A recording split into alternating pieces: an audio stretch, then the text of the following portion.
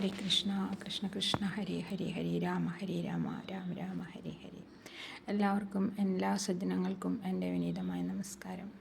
നമ്മൾ പലപ്പോഴും ചിന്തിക്കാറുണ്ട്, ഭഗവാൻ അയ്യപ്പസ്വാമിയുടെ അവതാരം, മോഹിനി സുതൻ, മോഹവിനാശകനായ ഭഗവാനായി ഭൂമിയിൽ അവതരിച്ചത് വിഷ്ണു രക്ഷകനും സംഹാരകനും ചേർന്ന് ഈ പ്രപഞ്ചത്തിൽ വരദാനമായി നൽകിയ അയ്യപ്പൻ എന്ന ആ വലിയ ചൈതന്യശക്തി എല്ലാവരുടെയും ശനി ആപത്തുകൾ തീർക്കാൻ വേണ്ടി ഭഗവാൻ ഒരുക്കിത്തന്ന ഒരു രത്നനിധിയാണ്.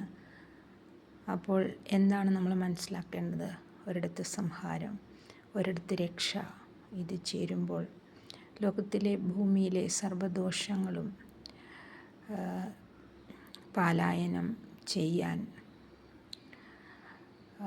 സാധിക്കുന്ന രീതിയിലുള്ള ഭഗവാന്റെ അത്ഭുത ശക്തി അവതരിക്കപ്പെടും എന്നുള്ളതാണ് നമ്മൾ മനസ്സിലാക്കേണ്ടത്. കാരണം എന്തെന്നാൽ, ഒരിടത്ത് രക്ഷ, ഭഗവാൻ സംരക്ഷിക്കുന്ന ആൾ, ഒരിടത്ത് നാശം എന്ന് പറഞ്ഞാൽ മൃത്യു നൽകുന്ന ഭഗവാൻ.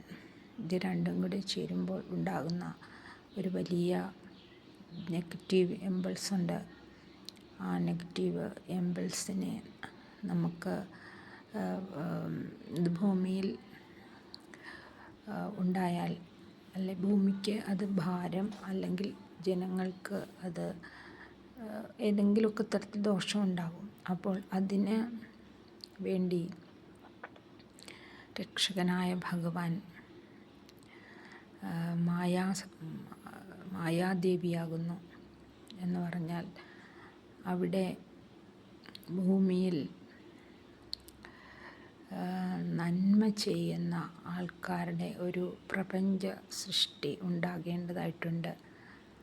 അപ്പോൾ ആ മായാസൃഷ്ടിയിൽ ജനങ്ങൾ നന്മ ചെയ്ത് ജീവിക്കുമ്പോൾ, മായ എന്ന് പറഞ്ഞാൽ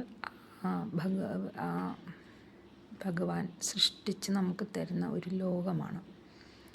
ആ ലോകത്തിൽ നന്മകൾ ഉണ്ടാകണം.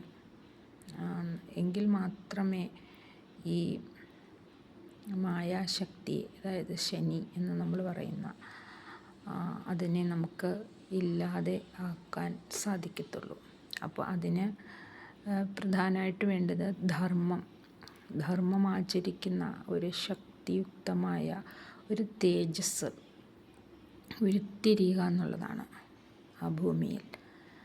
അതാണ് അയ്യപ്പസ്വാമി എന്ന് നമ്മൾ മനസ്സിലാക്കുക. അപ്പം എല്ലാവർക്കും എൻ്റെ വിനീതമായ നമസ്കാരം.